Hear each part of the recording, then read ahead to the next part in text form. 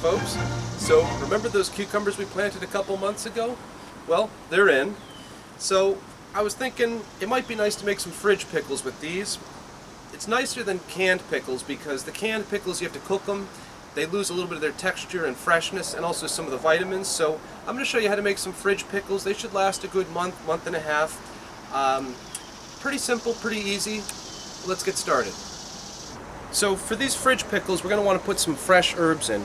This is some basil. I'm also going to get some parsley, some oregano, and if I can find it, some dill. I didn't plant enough dill this year, it seems, so we'll see what happens. But fresh herbs go great in your fridge pickles. Alright, so I picked some herbs here. I've got parsley, basil, and oregano. If you have fresh dill, you're going to want to put some of that in. That's great with pickles. I think I'm going to do like a sweet bread and butter pickle here, but I'm going to put in a few savory spices as well. I'll get to them in just a minute and I'll show you the whole process. But first, I think we should wash off these cucumbers. You don't know what might be on them. These are the suyo cucumbers. They're, of course, they're an Asian cucumber, but they've got a lot of spines on them. They're almost prickly, like a cactus to touch. It won't hurt you, but I like to rinse them off. It's a little easier to work with. When they're freshly picked, they're a lot more spiky. But we're going to do 3 of them right now, just because I can't eat that many cucumbers. So this is a way of preserving them as well. You should have about a month or so to eat them. They're not preserved in any, boiling process. You don't break down the cucumber. You just put some vinegar and some spices and a little bit of sugar if you want, because I'm going to do bread and butter here. I like them a little bit more sweet, but it keeps them a little longer, so you can keep the fun going, I guess. Alright, so for the next step here, we're going to want to go over what ingredients I'm going to put in. So I've got my herbs here. I'm going to put them in, but they go in last, I think. I guess the first thing is, what base do you want to use? You can use red wine, you can use an apple cider vinegar, you can use a white vinegar, you can use balsamic, you can use 100 different things, you can use rice vinegar, but I think I like the summery lightness of a red wine vinegar. So we're going to use this. As you can tell, I do it a lot, so I buy this in the big restaurant size quantities. As far as spices, I'm going to want to put some minced garlic, not garlic powder. I like this dried minced garlic because it kind of retains some texture, but it's not overpowering. If you cut up a clove of garlic, it's like there's too much garlic juice in there and it can kind of overpower it if that's not what you're looking for. Since I don't have any fresh dill, I'm going to have to use this. A little disappointed, but that's okay, but I like a little bit of dill. I'm going to use a tiny bit of onion powder, I think, or minced onion. I'm not sure which. I think, honestly, I'll go with the minced onion and skip the onion powder, just because I like texture. And then, of course, you can put some salt in to taste. That can help it preserve longer as well. I don't like my pickles too salty, but some people like it only with salt. So it's just really up to you. And of course, I'm going to put some sugar. You can kind of do it to taste. I'm mostly going to eyeball this recipe, but we can kind of work from there and see what we get. So for this first step here, we're going to want to slice up our cucumbers. This is the blossom end of the cucumber. You pick it at the stem here. This is the blossom end. You typically want to cut off the blossom end because that can promote rot. That's where the flower is, and there's sometimes dead plant material in there, and that can break down the cucumber faster. So I try to clip those off. But the rest of it you can just slice.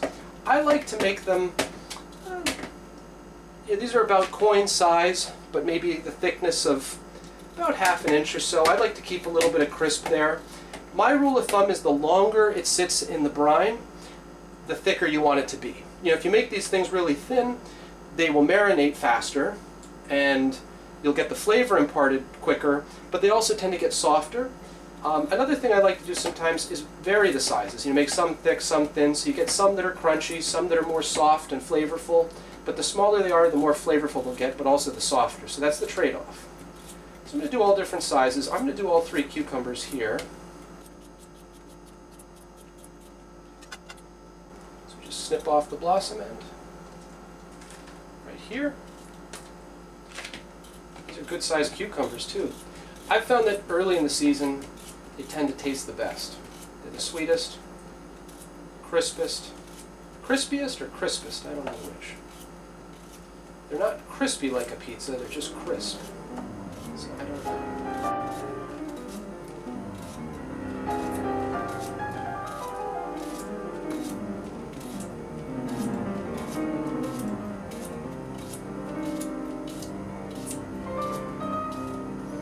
Alright, so I cut the cucumbers first so I can get a rough idea of how much I have here. Okay, so this is an 8-cup container. So I've got almost a quart of cut cucumbers, just about 4 cups. So we'll just keep that in mind. I'm not doing this for my benefit, but for yours. I tend to eyeball everything, but if you want a little bit more exactness in your recipe, that's fine too. So I'm going to pour these cucumbers out here, just separate them for a moment while we make our brine. Keeping in mind, this is a 2-quart container. So I'm going to fill it about a quarter of the way with red wine. So actually I don't think I'm going to put that much in. I think I'm going to start by putting in about 1 cup. I'm going to eyeball about 1 cup of red wine, maybe even a little bit less. That's probably a good amount. You just need enough to cover the cucumbers. As far as sugar,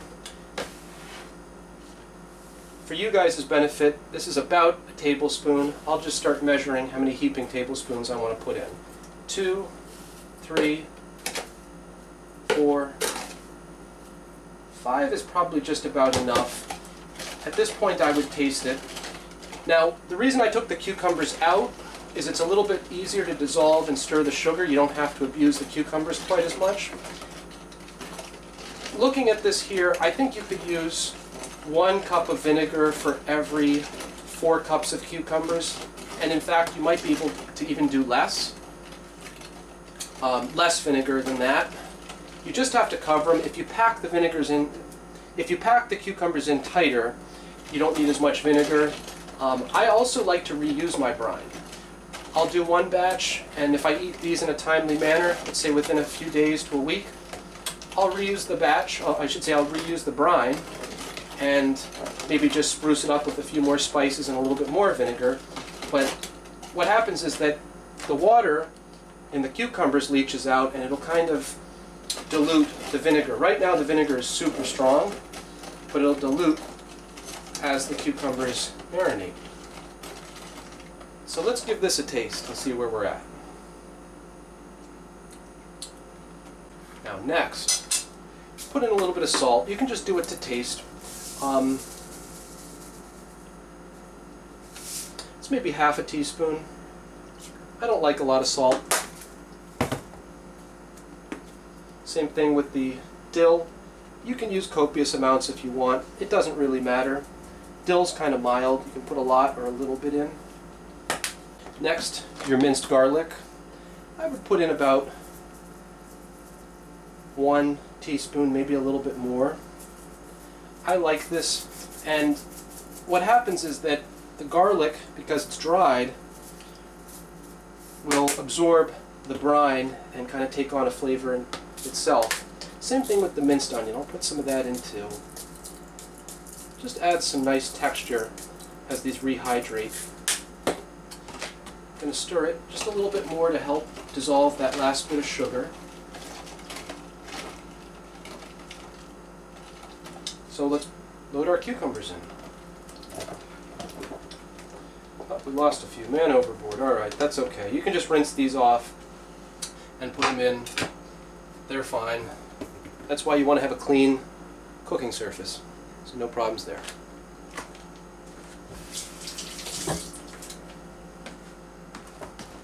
Alright, so our cucumbers are in here. Now, as you can see, the brine does not cover the cucumbers yet, so I'm going to manually push some of these cucumbers down. The tighter they're packed, the more it'll raise the level of the brine. And conversely, as the cucumbers soften and release water, it'll increase the brine level, and the cucumbers will become more pliant, and they'll pack in even tighter. If we check this in a day or two, I'll bet you that the brine will completely submerge the cucumbers.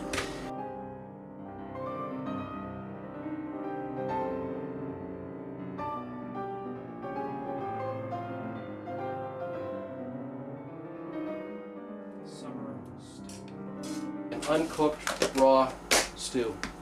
So if you want something cold and summery, here you go. Alright, so it's the next day. It's been about 19 hours maybe since this batch was made. If you recall, the cucumbers were not submerged. Let's see what happened. And the cucumbers have settled and they're just about submerged now. By tomorrow they'll be completely submerged.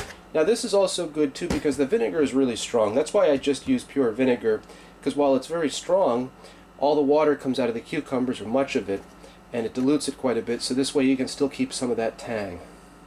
Now they haven't marinated for very long yet, but let's give it a taste real quick. Still very crisp, very fresh, but it's starting to impart that good flavor and incorporating the herbs. So this is only going to get better. We'll check back maybe later.